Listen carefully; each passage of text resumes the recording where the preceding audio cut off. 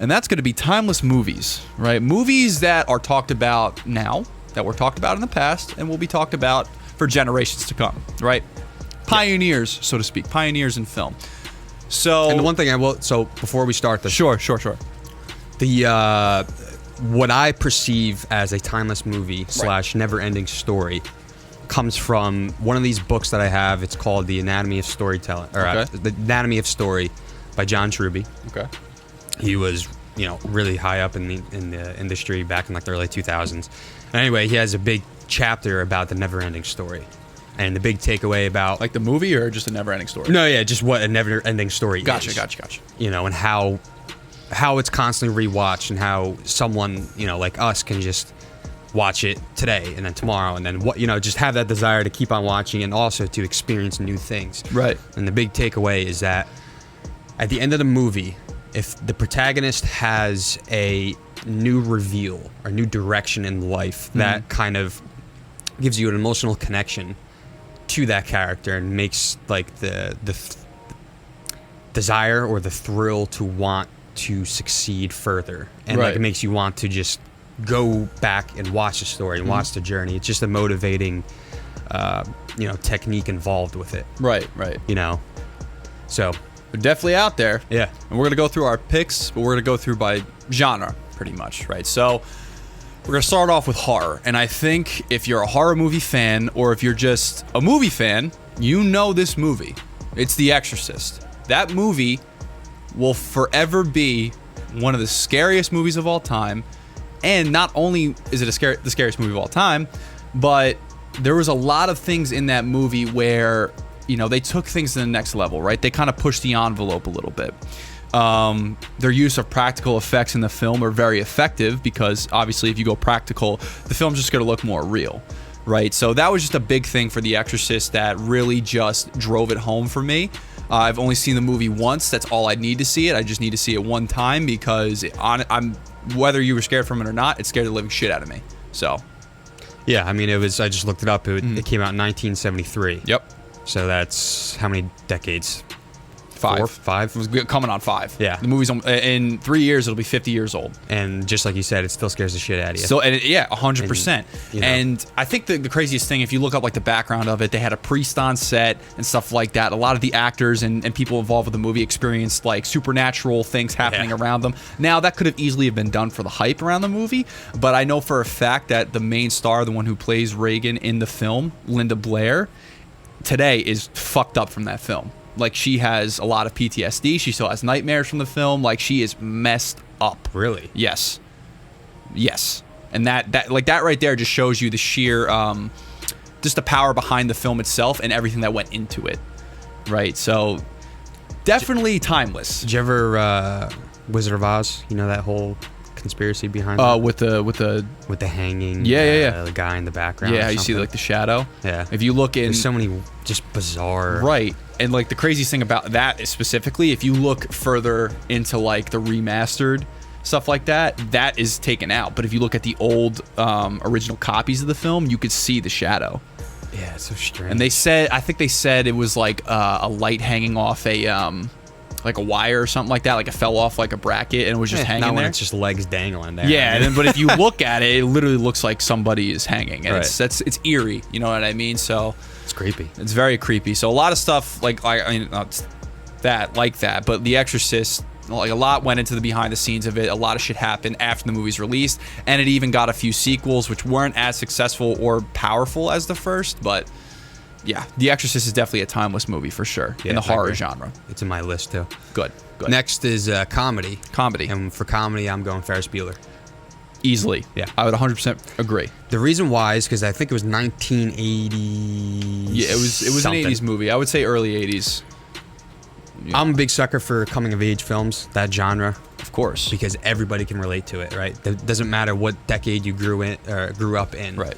There's so many different elements in these movies that anybody can just grasp to. Right. And it's also, too, it's another movie that still plays all the time. Yep.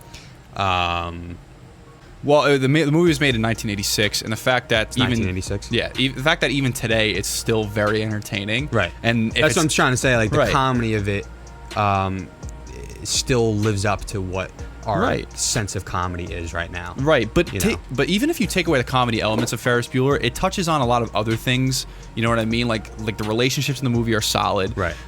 Just the acting, you could just tell like they had fun shooting the movie. You know what I mean? And when the actors are having fun, the viewers are having fun. You know Right. what I mean? So it's just a fun movie to watch itself.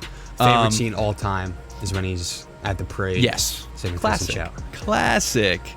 Yeah, I would definitely agree with Ferris Bueller. I have here for my pick, I had The Big Lebowski. If you've seen The Big Lebowski, you know that it's one. I think it's absolutely hilarious, and it just goes down as one of those movies that will be talked about for years to come. You know what I mean? It's kind of gained like a cult following over the past few years. Right. You know, and I just love Jeff Bridges in that movie. Like he's just awesome. Yeah.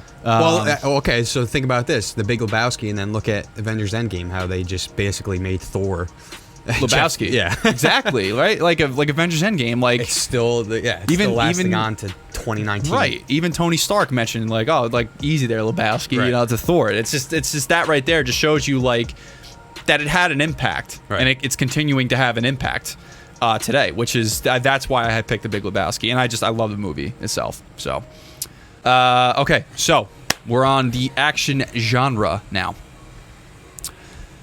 You want to go first? Or you want me to go first? You go first. All right. My pick for an action film, hands down, The Dark Knight. Christopher Nolan's The Dark Knight, to be exact. I think I've talked about it so many times already. The performances are unbelievable. The movie is extremely entertaining, especially for a comic book adaptation. Right. And not to mention the fact that it's a comic book movie that is number 4 on IMDb's list, top 250 films of all time. It's number 4. Right. You know, and I think beating that, number 1 Shawshank, number 2 is The Godfather, number 3 is Godfather Part 2, and then it's The Dark Knight. You know, that might have been the first time too where we saw a character like the Joker. Yeah. You know, I mean, obviously you can't discredit Heath Ledger's performance. I mean, not. he makes the movie, but just look at that character itself. I don't think a character like that, an antagonist, has been in a big blockbuster film like that before, and it's Right. caused that much anarchy within that, within that community involved, in that world that was built. Right. You know, and also too, I mean, you can look back and obviously it's still a sequel, and if you're gonna look at the trilogy, where it fits in the trilogy, you look at where Batman begins, where Batman is established as the vigilante. He comes in, he's sweeping up the streets pretty much. Right. Swept up the streets. Yeah. Going into Dark Knight Rises, or Dark Knight. Knight, and then the Joker comes in and completely, stirs it all up. Yeah. Which is No, and he gives, the idea is the fact that he gives the protagonist, Batman, Bruce Wayne, he gives him a run for his money. right. You know? And he's very smart, he's very cunning, and he's just very erratic, and just like, he's just chaotic, you know what I mean? Even just his performance is just chaotic. And the thing is, too, again, looking at the Joker, because I think the Joker is a big reason why that film was so successful, critically and box office. Yeah. I think we talked about it before, but you can relate to the antagonist as well. Yeah. Is what sucks you in, because technically you're not really rooting against anybody. Yeah. If you understand where the antagonist or just the character's coming from in a film, you're already gonna melt into their mindset. Right. So that's my opinion on it. I mean, we've talked about it so much. So many times. We don't need to talk about it much more. So Dark Knight is definitely my pick for a timeless movie in the action genre. It's interesting that we both have Christopher Nolan movies in our action. Honestly, dude, I think all of Christopher Nolan's movies are going to be timeless. I mean, we're definitely making an episode. Dedicated. Either when Tenet comes yeah. out or before Tenet comes out. Or when we see Tenet. Or when we see Because we're going to go see it. But my action pick is Inception. Of course. Great fucking movie. Now, you can make the argument it's like a sci-fi, Mm-hmm. right? We don't have a sci-fi category right now. Right. But I'm going to relate it to the action genre and put it under there because it's a intellectual articulating story or a concept that has never been done in a blockbuster setting. Right. It's never been so big of a movie with that type of storytelling. Yeah.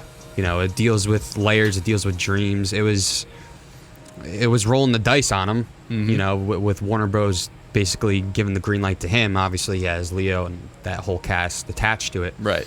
Great But cast. but they had to believe in him, and obviously they did. And it was the right move. Yeah. You know, I don't think you won't be seeing a box office hit like that in a while. No. Well, unless Tenet.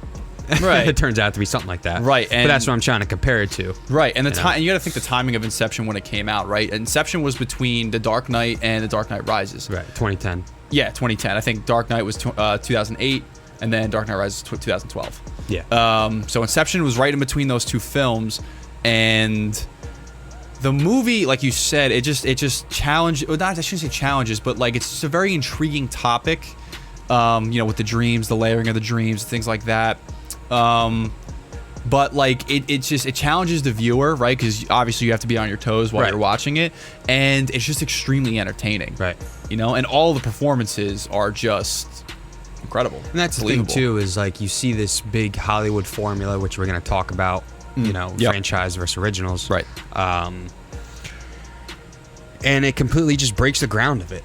Yeah. You know, you go into it not really, I mean, I don't remember seeing it in theaters, but I would imagine going into it, first time viewing it, you know, I guess have an idea of what it's about, but you can't, like, if you were to be like, hey, did you ever see the movie Inception? Like, no, you cannot explain to me the premise of it within 5 or 10 minutes. Well, I mean, I could try and explain it, but for you it's to not going to understand, justify the movie. Well, That's what I'm that- trying- you but- can try to explain as much as you want. right? It's nothing is going to give you that experience without watching that movie. But if you were going to try and explain it to somebody who hasn't seen it, you know, you can explain it to the best of your capability, but are they going to understand what you're talking about? True. Probably not. Very they need true. to see it for themselves. You know what I mean? Which is why I liked how you say it challenges the viewers. because, Easily. Again, me as a filmmaker and as a writer, that is my goal, is to constantly lead an audience down a puzzle. You know, Right. because you're intrigued the entire time rather than sticking to the Hollywood formula. Watching this oversaturated, blowing up, same formula just yeah, going kind on. of Like, go on autopilot while you're Yeah. watching it, kind of thing. right, and you know what to expect, and it's like, okay, give me something original. Right. You know, and I think that's what Inception laid the grounds with. Right. You know, was be like, okay, a very intellectual concept like this can be a box office hit. Extremely effective film. Absolutely. So, all right. So we got Dark Knight and Inception for our action picks. Now we're going to move on to thriller. And for my pick for thriller, I pick Silence of the Lambs. Now, I won't go too much into Silence of the Lambs. If you've seen the movie, you know how amazing it is. But I just want to read you the awards that it won. Right? Right. So this is in '92 Academy Awards. It won for Best Picture. Anthony Hopkins won for Best Actor in a Leading Role. Jodie Foster won for Best Actress in a Leading Role. Won for Best Directing.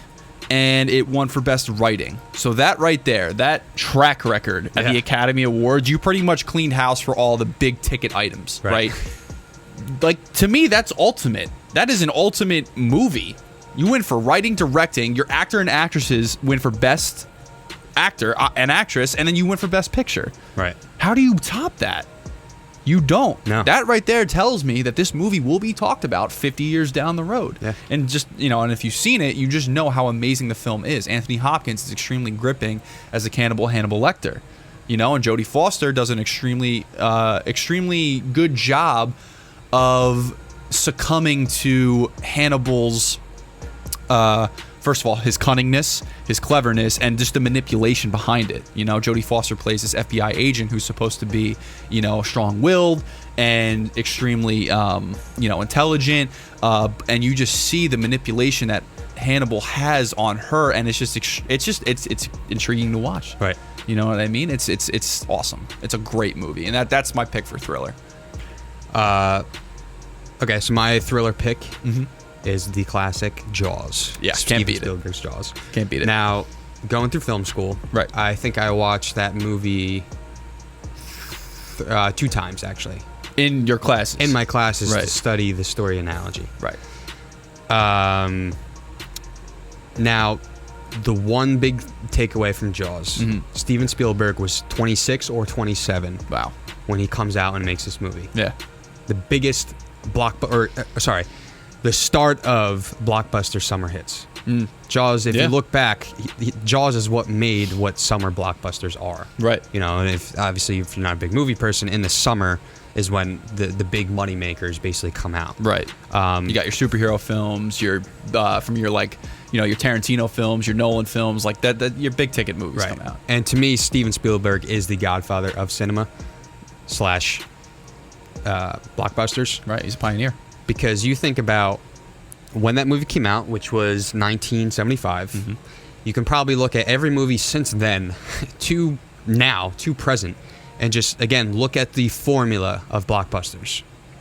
Again, what I'm saying is it's oversaturated. It's seen almost every movie, the formula.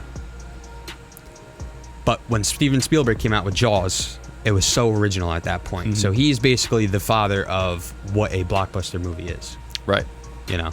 Right. Yeah, I would agree. And it's going to, right, talked a little bit about with The Exorcist, is the fact that Jaws uses practical effects. Right. Yeah. Like it doesn't use, like at that point there was no CGI, there was none of this crap. So it was just more believable because it just looked more real. But that's the thing too with practical effects is now you can look at All right, we'll go to the prequel Star Wars. Okay. What is the visual reason why that movie gets bashed? Oh, it's just CGI fest. Yeah. It's all CGI. Now you look at it, it might have been great CGI work at that point, but you look at it now and it's like, God, this was terrible. Or you can look at just any movie, from 2000s or, or like 2005 or something. Just the big visual effects movies. You can be like, all right, that's outdated already. Yeah. But you go and watch Jaws. You watch Indiana Jones, Raiders of the Lost Ark. Well, you just said... you watch The Exorcist. Exorcist. Yeah. Those movies are never visually gonna expire, right? Because it's all practical effects. That's the reason why I love it, and that's again another reason why I love Christopher Nolan. Sorry. Right? Yeah. Well, because Nolan wants to utilize the practical effects more in his films, which will make it timeless. Right. The more believable, more real his effects look, explosions, and also car too, chases. Like what he says is just the performance comes off 10 times better on set because you're not faking a green screen. You're not faking a shark coming at you. You're not faking, a demon chick throwing up on you. Right. You're actually gonna experience it. Right. Like when they shot Interstellar. Yeah. Inception. They had when everything in the hallway is like turning around because at different levels. Yeah. They built that fucking set and they're literally. Turning it around. Everybody's on wires and they're filming that. And they're punching each other. You're getting genuine, raw reactions out of it as the actors, and it pops, and it's just, you believe it. Right. Absolutely. I would agree. I definitely agree with you there. 100%. Jaws, it's just a classic. Easily. Won't be beat. Right? Show me the way to go home. 12 kids went into the water. I'm tired and I want to go to bed. Had a little drink about an hour ago. You know the song? Yeah, you love the movie. I love it. All right. Show me the way to go home. I'm tired and I want to go to bed. Yeah. I had a little drink about an hour ago and it's going right through my head. And the shark comes in and then everything. And then Quinn gets eaten. Right. That's good. That's my summary of Jaws. Let's go back to practical effects, right? Yeah. If you don't know, Steven Spielberg he said that the main reason why there was so much suspense created in his film and his techniques were because the shark fucking broke majority of the time. Yeah.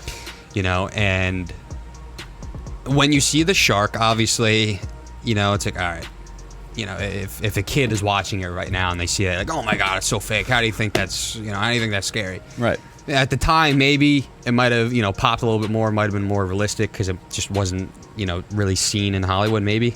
But the way he didn't use the shark just made it more suspenseful because of just his techniques and his angles that he shot with, zooming up on the legs with the music in the background, POV shots of the shark. Like it makes the audience create the visuals in their mind rather than having it so up front in front of them. Mm-hmm. You know what I mean? Yeah, so it involves the audience a little bit more. Yeah. That's like, what's the scariest thing? I mean, everybody's scared in the dark because you can't see it. Right. So your mind's just racing. Your imagination's the thing that freaks you out. Right. We're going to drama. My pick for drama, The Godfather. Now, before whoever's watching, you both know we're Italian, right? And if Hey, how you're, you doing? and usually there's like a stereotype. If you're Italian, The Godfather's your flagship movie. Right. Or Goodfellas. Or Goodfellas. Throw that out the window. The Godfather, with that, I could be Russian. The Godfather is one of the greatest films ever made. Period. Right? So, again, that movie wins Best Actor, Marlon Brando, Best Picture, and Best Adapted Screenplay. Movie came out in 1972, and without a doubt, one of the best movies I've ever seen, ever. It's extremely long, but if you have the time, sit down, watch it. As a director, aspiring director, writer, The Godfather should be one of your, cornerstones. Well, you had it, so I wasn't going to pick it. Well, I know, but I'm just saying, it's got to be one of your cornerstones as just a creator. Go-to. Right. Right. You have to respect it and understand why it's so good. Like, Right. you can watch a lot of these movies and, maybe maybe someone just won't like it for Right. some reason, but, like, give me a reason why you don't like it. Yeah. And that's the thing I always try to do now when I'm breaking down movies, trying to just constantly write, is, okay, why do I like this scene? Why do I like this story? Yeah. And once you break it down like that, you start to, respect the director and the filmmakers involved with it and Absolutely. their choices made. Right. Has an all-star cast too, right? And every performance in that film is just gripping, and it is believable, and it's just all around. To me, I can watch The Godfather whenever it is on TV, and that's another thing when we were talking about timeless movies. My dad watches it all the time, right? My brother watches it all the time. My brother's 9 years older than I am, and I'm 23. Right, I watch it all the time, and you bet your ass my kids will at least see it once, right? And if they like it or not, whatever. But, yeah, The Godfather is definitely my pick for drama. Absolutely. So my drama is Rocky, 1976. Good pick. It won Best Picture, Best Director, Best Editing, and was nominated for Best Actor, Best Supporting Actor, Best Supporting Actress, Best Original Screenplay, yada yada. Oh yeah, I didn't even go into nominees for Godfather, but yeah, no, Rocky's got a good track record. Now, I was watching it the other day. Actually, I have a deep emotional connection with this because the Rocky franchise is one of the first franchises that made me fall in love with film. So thank you, Stallone. But I'll break down why I think it's really a never-ending story, and you can make the argument too, right, that it can be in the sports category, which it is. Yeah.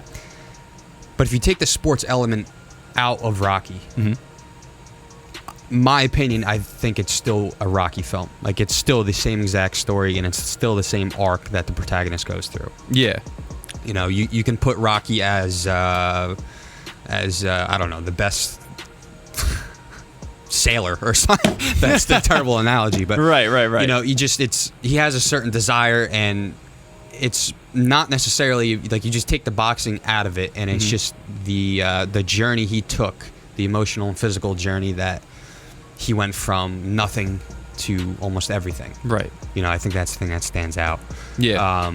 Again, no visual effects. You got to respect it. It was Stallone. It was his first movie, and the story behind it right. is that getting it made, yeah. Yeah, getting it made. I mean, he wrote the screenplay. I don't know how, it supposedly took him a really short time. He just grinded right after it. Right. And he was trying to market around, trying to sell it to everybody, and they're like, yeah, like, we like it, we're interested, we'll want to buy it. But he was like, nah, yeah, I'm going to star in it. And they're like, no.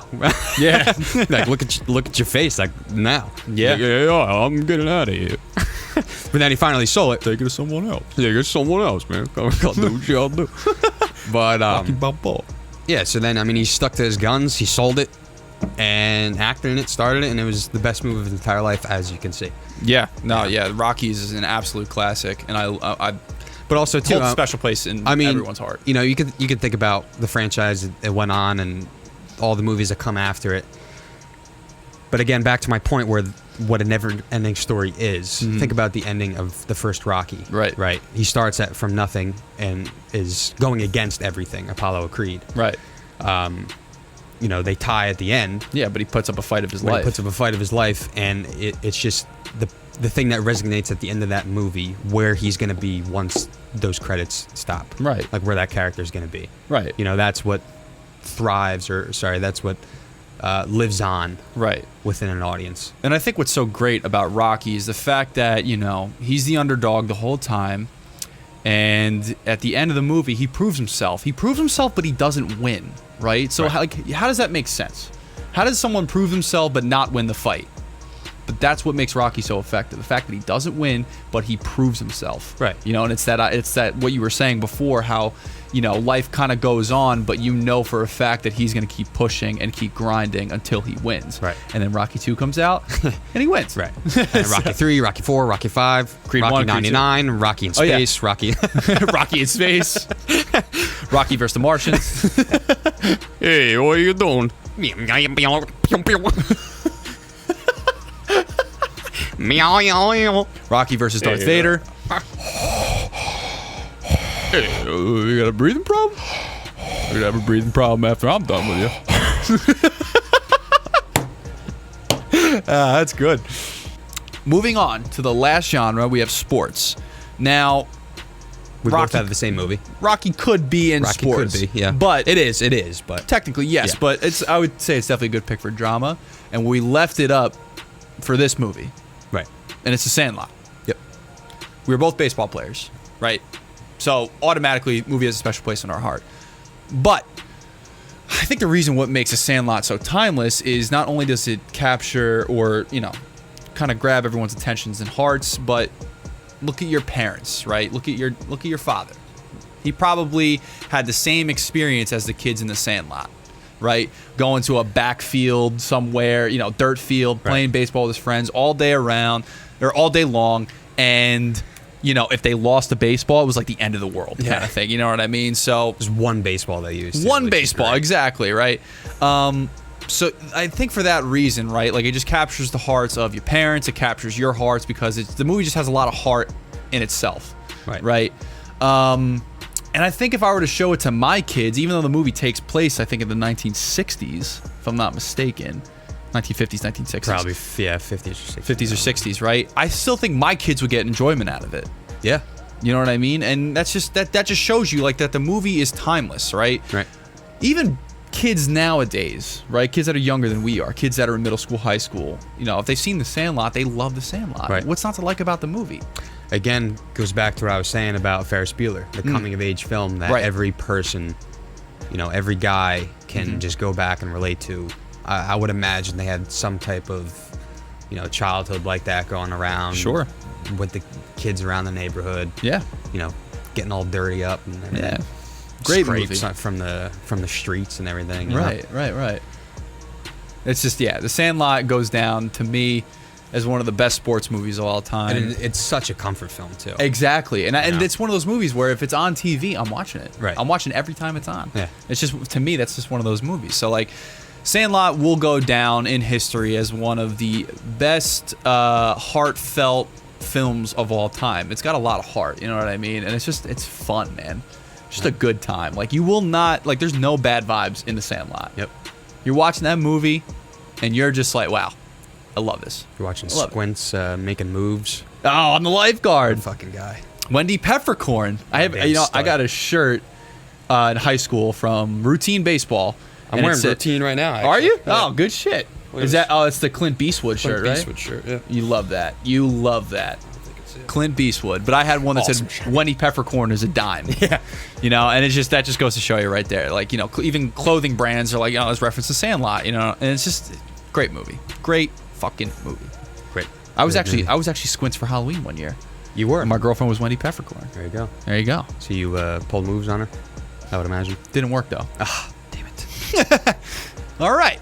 Better luck next time, kid. Yeah, better luck next time. Follow your heart, kid. Remember. Or what is it? Heroes get remembered, but legends never die.